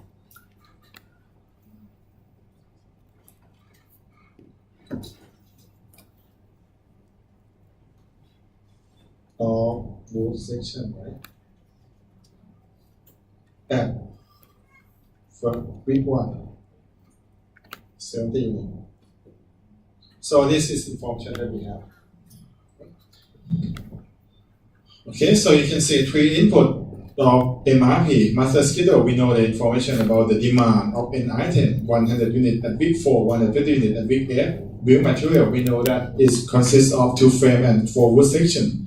For inventory record, we have the information about the lead time for all of them, the assembly time, the wood section lead time that we made it, and the order of frame 2 weeks.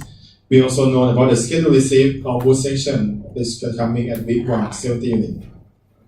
So in this case, we're gonna do, right? Let's go back to this. You're gonna have this one, right? So if we consider the case of lot for lot order, lot for lots mean if you want how many of product you need just that exactly number. So in this case for master schedule, we want week 4 100, right? And week 8 150. We know that wood chapter consists of 2 frames and 4 wood section. So how about shutter? We're using the time 1 week to make the assembly of shutter. So if you want week 4 100 unit, gross requirement of week 4 can be 100 unit, and week 8 can be 150. Same.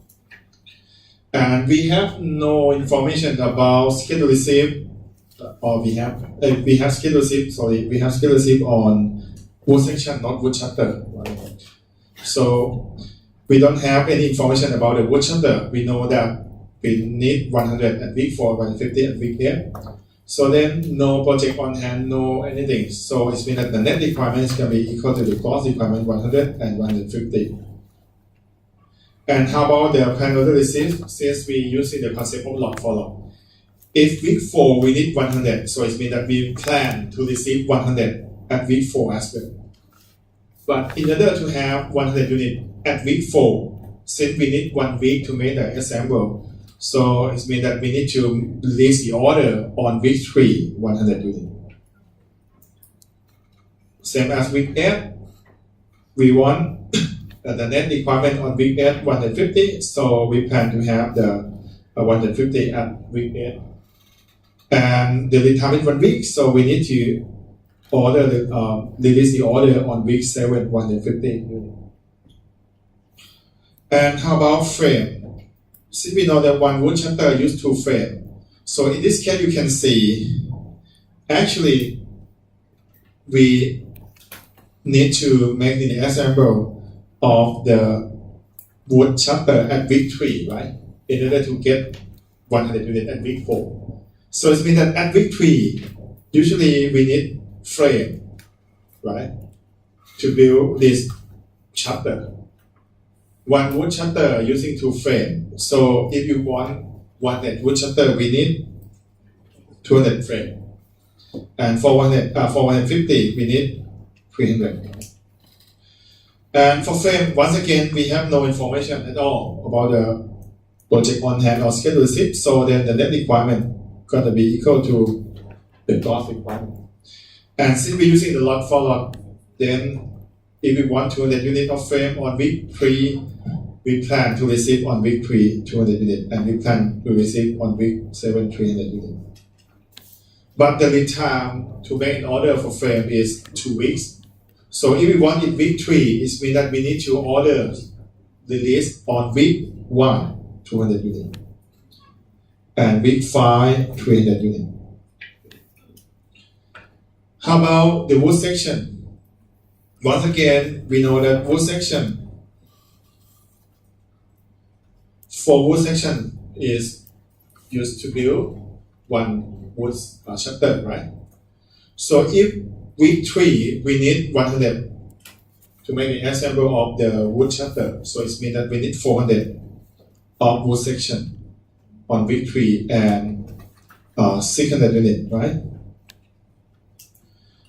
On week 7 for the wood section. And what happened here, we all know that they have the open order released before, and it's gonna arrive on week 1 because they will receive 70 units. So once we have 70 units, here's a MRP processing. It's gonna process, check the first one, and then second one, the third one. Okay, it's gonna check from the top to the bottom. So once we have the schedule receive 70 units, it means that on hand we're gonna become 70 units, right? Because it's delivered to us on week 1 70 units. So then on hand it's gonna increase from 0 to 70 units, and then it's gonna carry to week 2, and week 3. How about week 3? You need 400, but you have on hand 70 units. So then the net requirement just 330. Since we're using the lot for lot, we plan to receive 330 on week 3. And the lead time is 1 week, so we need to release the order on week 2, 330. For week 7 as well, the net requirement is going to be 600. And we're gonna plan to receive 600 units on week 7, and we need to release the order on week 6 600 units. So in this case, you can see actually you want week 4 and week 8 for the end item, But for the sub-assembly, you do since week 2, right? You need to order, you need to make sure that you have everything is ready to make it. Okay, this is an example of lot for lot modeling. How about lot size? We have information that for the lot size, they want the 300 unit for frame and 70 unit for wood section. 320 unit for frame and 70 unit for wood section. Again, 100 week 4, 150 week 8. So then we want 100 and 150. What next? Then the requirement is going to be 100 and 150, right? So we need to have this one same, because the time is 1 week. But for frame, again, for week 3, we're going to need 200, and this one, we're going to need 300. Net requirement is 200 and 300. No, sorry, we made my process first, 200 units. Since we're using lot size for frame is 320, right? So then we plan to receive 320 on week 3. And the lead time is 2 weeks, so we need to make an order 320 at one lot size on week 1. We need 200 and order received is 320, so we have remaining 120, right? 120 going to become the project on hand and carry to week 7. For week 7, we have 300 units as a block requirement, but we have on hand already 120. So we have remaining 180 to be the net requirement. And then we're making one order lot size, 320, and we need to make order offset by the time 2 weeks. So we order since week 5, 320. And then you're going to have 140, right, as a on-hand inventory after you finish week 7. How about wood section?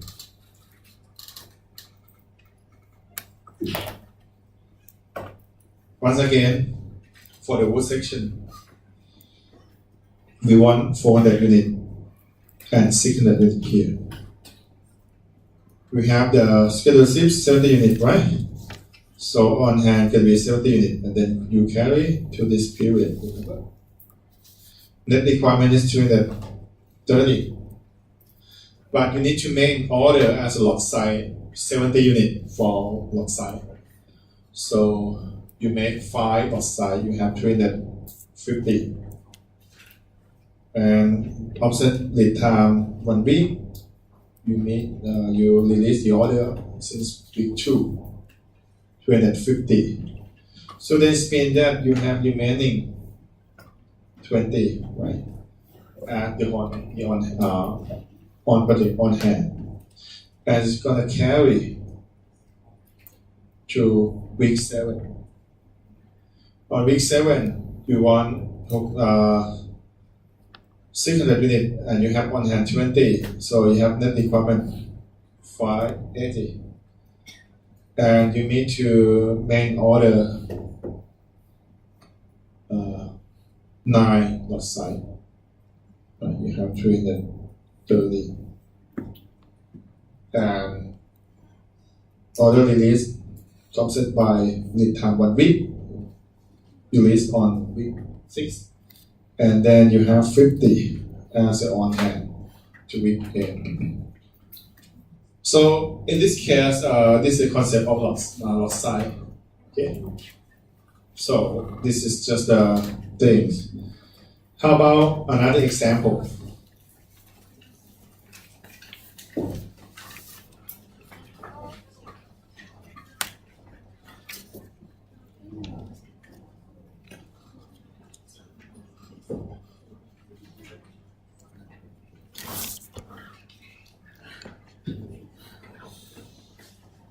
Okay, let me see.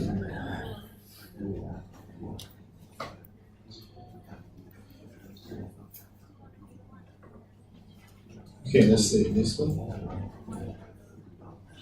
We have the part list and the lead time for product TT. Product TT right, is require the subrecipe A, 2 subrecipe A, and 1 B. Lead time is 1 week. Credit on hand, we don't have it. Subrecipe A consists of D-boy 3 and subrecipe C and also D-dog 2. Lead time 1 week. There is no on-hand inventory.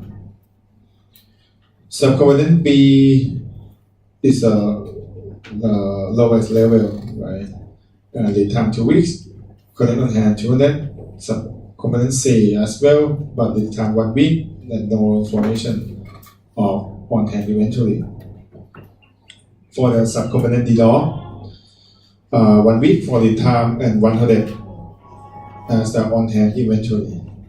The master schedule for product TT, right? We need 25 at week 4, 50 at week 5, and 75 at week 6. Question A, construct the product structure tree for TT. So it's right here when you have TT. 1 TT, you have 2A, right? And B. Okay, we don't have enough space. TT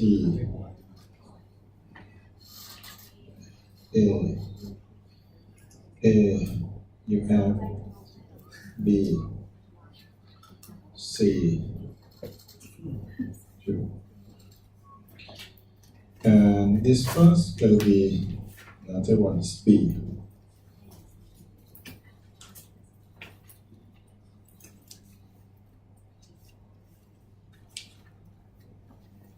Okay.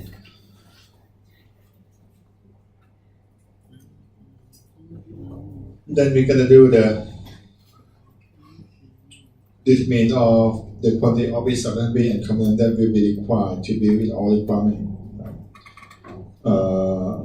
So we're gonna do here. For this one, it's gonna be TT. TT we need 1 week. Okay. And we want week 4 25, week 5 50, week 6 75.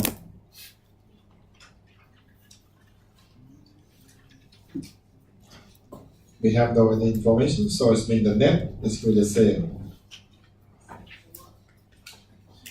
And we believe that it is for lot follow because there is no information about the lot size. Okay, I believe it's going to be a lot follow. So we plan to receive equal to the net requirement. Lead time is 1 week, so we release the order week before. And how about A? A time is 1 week as well.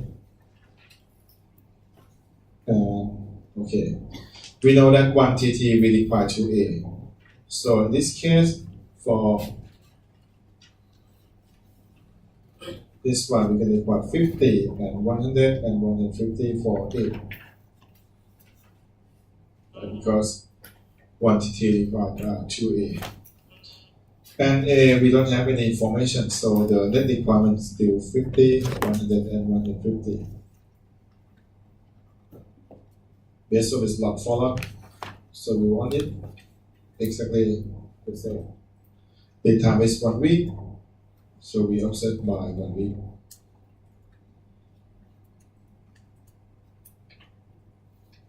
How about, in this case, how about B-boy?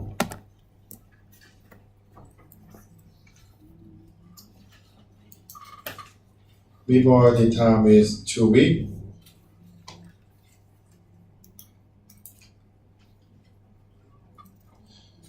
On hand 200. Okay. We know that 1A, we need 3B, right?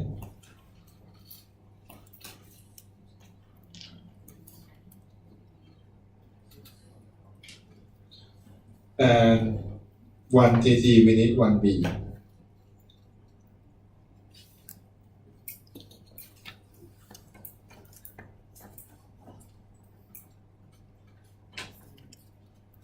So, for the gross requirement, week 2 still 50. Oh, sorry, 150 because we want 3B. Week 3, we're gonna have 3 from A. We have 325 from TT. So we have 325.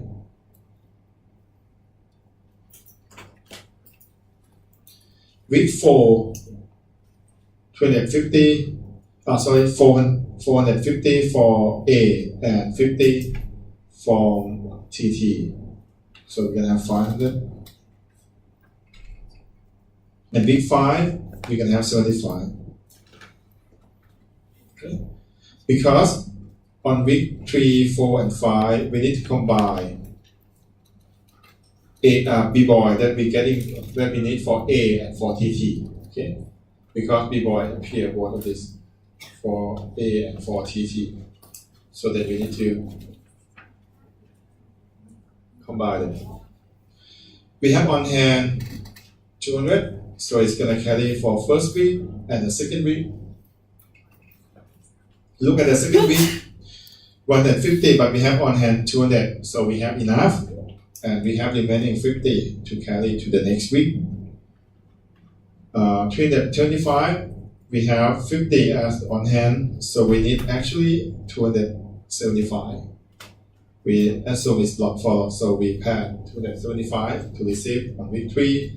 Lead time is 2 weeks, so it means that we need to make an order 275. For week 4, once again, the net requirements is going to be the 500, and we plan for 500.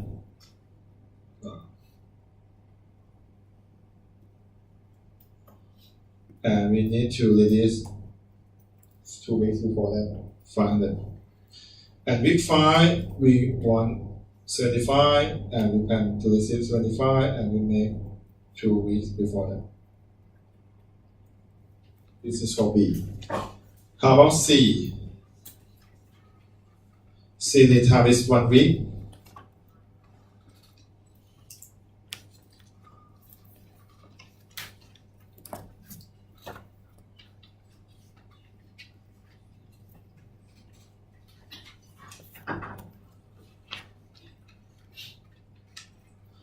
C is coming from week. Okay, C is come from A.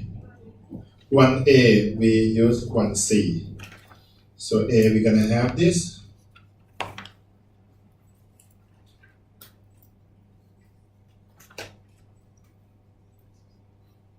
So we want the half of the 150, and this one 100, this one 150.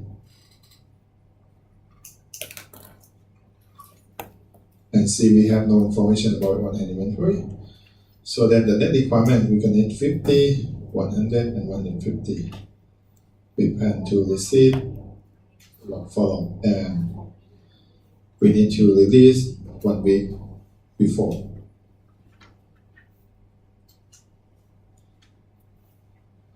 The last one, EDOC. EDOC is 1 week. And we have on hand 100 units. The dog also come from A. 1A, we need 2 the dog. So then in this case, for week 2, since week 2 we need A 50, so then we need the dog 100. Because 1A we want 2D. So 50 we want 100. And for 100 we want 200. For 150, we want 300. Form A. This form A. On hand 100 and carry to week 2 and is met with the gross requirement. So there is no net requirement, there is no on hand left. And for the week 3, we're gonna have the net requirement 200 units. So we plan to have 200 units and the time to 1 week. So we need to order 1 week before. For week 4, net requirement is going to be 300 units. We plan to receive 300 units because it's not follow and the time is 1 week. So we need to make order release at week 3. Okay. So MRP, I'm gonna stop at this point. So I expect you to do something like this. Okay.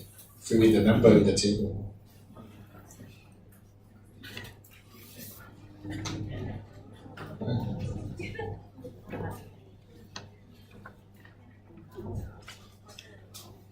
Then the rest are where we are not focused.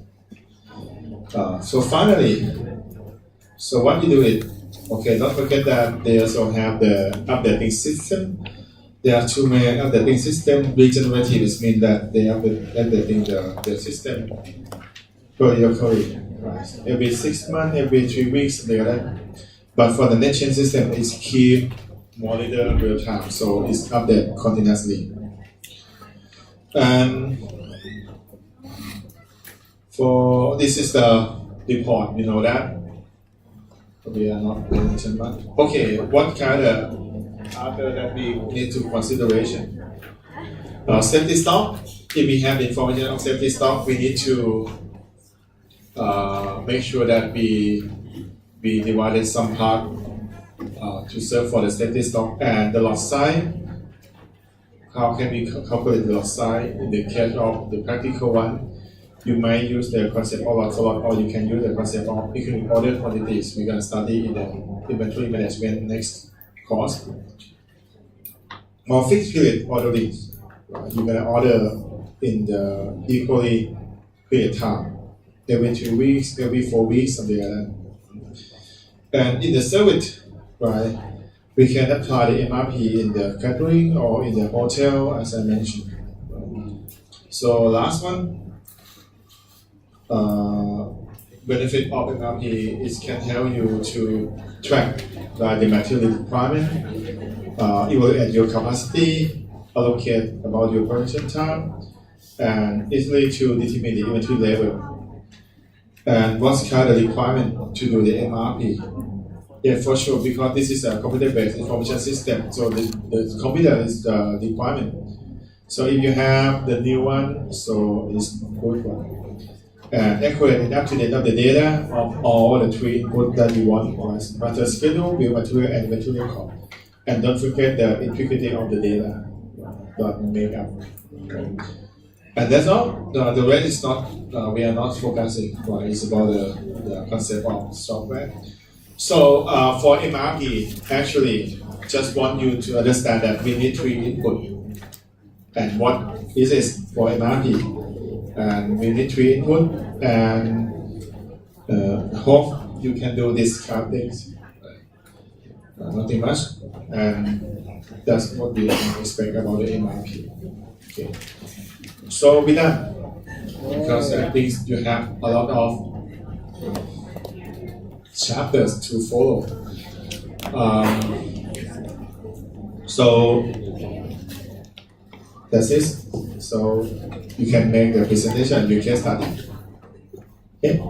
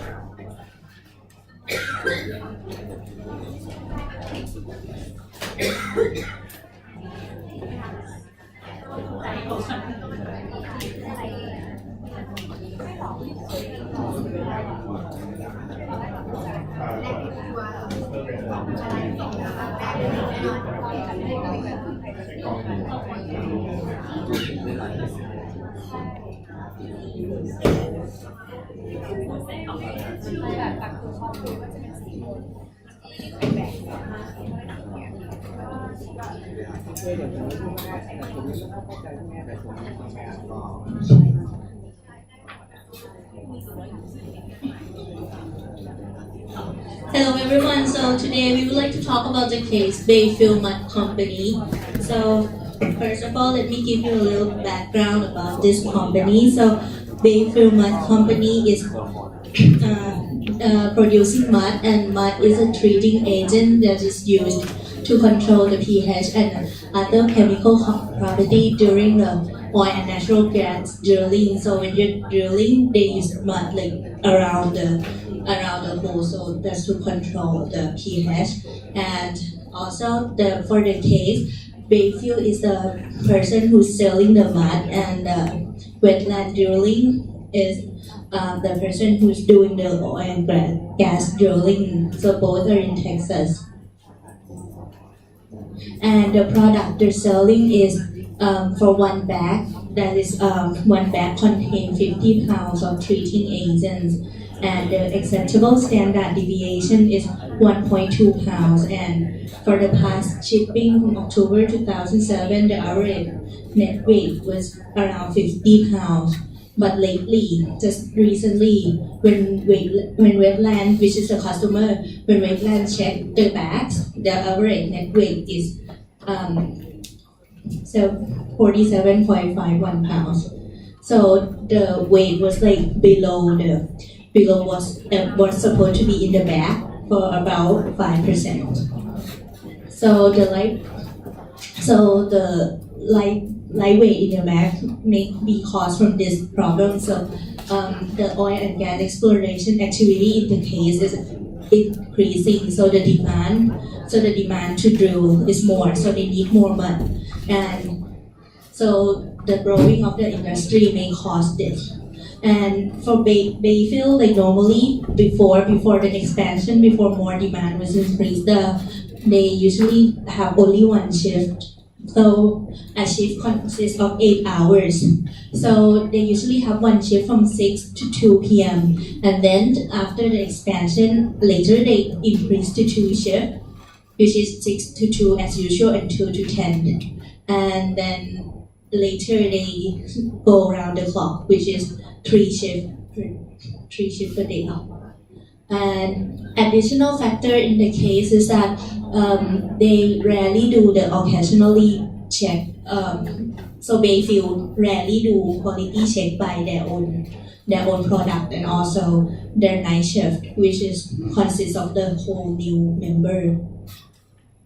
And this is the number in the graph showing the weight average in each shift of from they're doing a 6 hour, like each 6 hour they are doing a random 6 bags. They're doing 6 bags randomly every hours.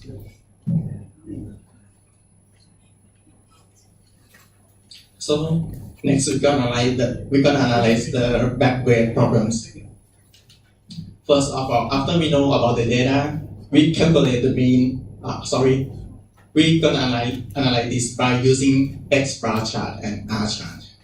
For the X bar chart, we will calculate the mean of the data, which is equal to 49.13 and ST. Then we use this number to put into this formula to get the upper control limit and lower control limit, which is equal to this number. Then for the R chart, we know that the sample size is equal to 6. Then we're gonna use this line to get the D3 and D4 to calculate the R chart. And for the R bar, we know that each time period has the different range, so we average all this number. And next, this is the number. These are the number we get. We use this number to put into the upper control limit formula and lower control limit formula. Then this is what we get. And next, we will put all the number into the chart. And we split the chart into 3 shifts, which is 3 charts. For the morning chart first, we will see that for the X bar chart, they have some point here and here, which are out of control. But for the R chart, it's all in control. But we conclude that this chart is out of control because of these 2 points. And for the afternoon chart, you see that there are many points in X bar chart and R chart, which is out of control. So we can conclude that this is out of control as well. And for the night chart, it's like the afternoon chart that in the X bar chart there are many points that are out of control. But however, the R chart, all of these points still in control. However, we can conclude that it's out of control because of the X bar chart. So it means that maybe this company might have problem in quality control.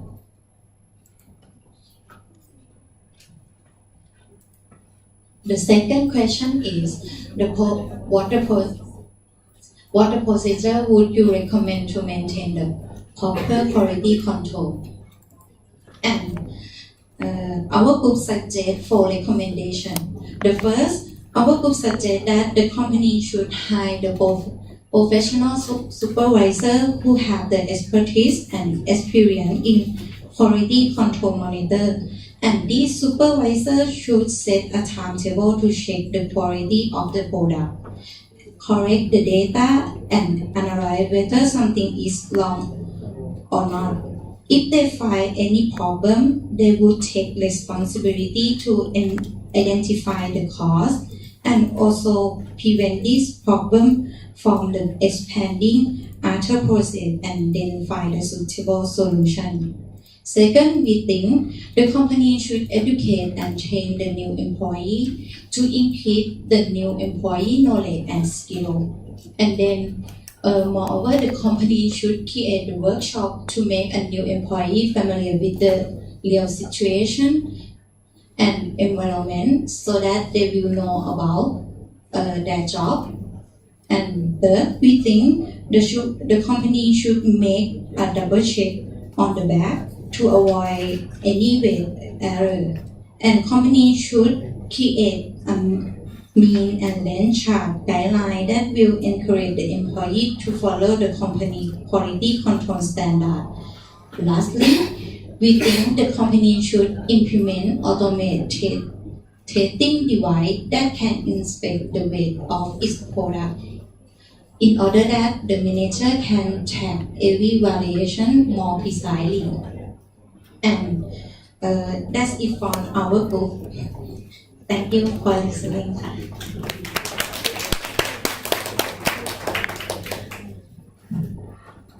Okay, there's you can see that actually it's out of control, right? And if you compare, you can see that there are different based on the chip.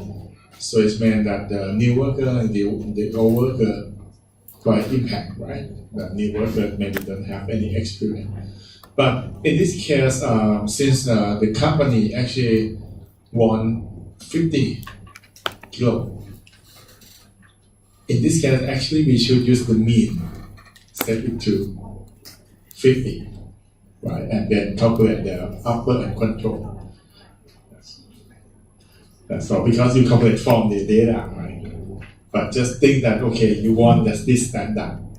Okay, so you might calculate using 50 to be the center value, right? And then you calculate, then you can analyze, and you're gonna see more that there are a lot of thing happen, right? And yes, this is you analyze based on the team, and your recommendation is quite good. Okay, thank you. Okay, guys. We're gonna have the final. I'm sorry, final. We're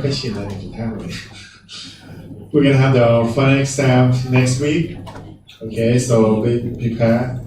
Don't forget your calculator. Okay, and book open note. Okay, and be on time. Nothing much. This is the last class of this course, but we're gonna see each other again next class. Next course, the supply chain. But since it's like the first course that we meet each other, right? And wish you to success in your exam next week. Okay, and your study. Okay, so hope that you can pass this, right? And hope that you enjoy the class. Okay, so if anything that's bad, just leave it here. If it's good, take it with you. Okay, so please prepare for your exam, and wish you have your happy life and success everything. Okay, see you next week. Okay, good luck. Thank you.